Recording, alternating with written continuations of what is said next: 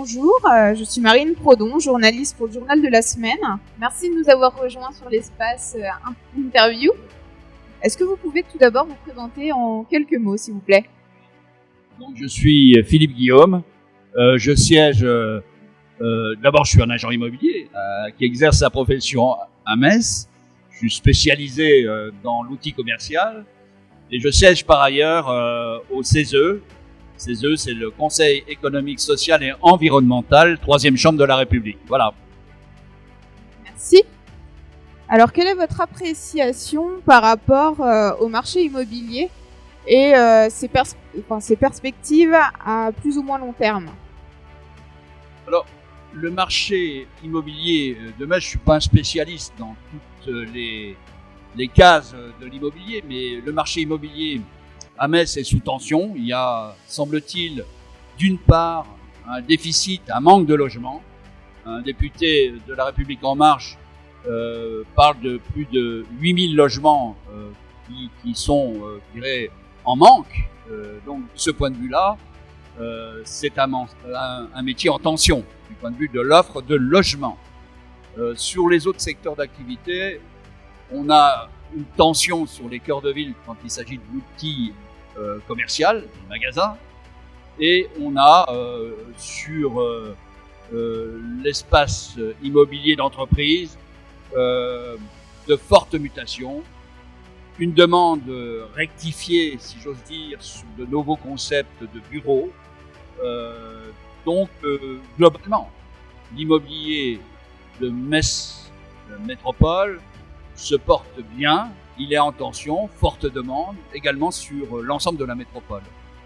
Donc, il y a sans doute des pistes et des marchés nouveaux à entrevoir, la rénovation notamment, parce qu'on aura demain de nouvelles normes qui obligeront les propriétaires à réinvestir. Il y aura certainement, du point de vue de métropole, à retrouver une pertinence, un lien avec les professionnels pour aider à cette transition. Donc, et puis il faudra travailler probablement sur l'outil commercial. L'outil commercial, l'offre en magasin à Metz affiche un taux de vacances relatif, mais en particulier sur la rue Serpenoise et sur le centre commercial Saint-Jacques. Là, il va falloir aussi se rapprocher des élus de Metz Métropole pour trouver des solutions durables pour redonner du sens, de l'activité et du dynamisme à cette ville dont je rappelle que la rue Serpenoise, du point de vue de l'appareil commercial, était la première rue commerçante de France. Vous êtes présent aujourd'hui aux assises de l'immobilier. Qu'est-ce que vous en attendez justement de ces assises? Écoutez, c'est une manifestation qui est nationale, remarquable, il faut quand même le dire. C'est l'initiative de la FNAIM et de Cédric Lavaux qui anime cette manifestation d'une façon tout à fait remarquable. Donc d'abord, faut rendre hommage à l'organisateur et à Cédric qui a réussi à faire de cet événement un événement national. On a là tous les grands comptes qui sont présents, on a là les élus qui sont également présents, et puis on a bien sûr l'ensemble de la profession au niveau national et au niveau local.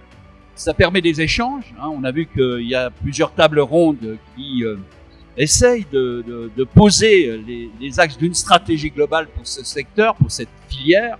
Je rappelle qu'elle est quand même riche entre les gestionnaires, entre les syndics, entre les experts, entre les mandataires. Il y a toutes sortes de sous-groupes qui constituent vraiment cette filière de l'immobilier, et en particulier à Metz avec les élus de la FNAIM. Donc, grand moment annuel.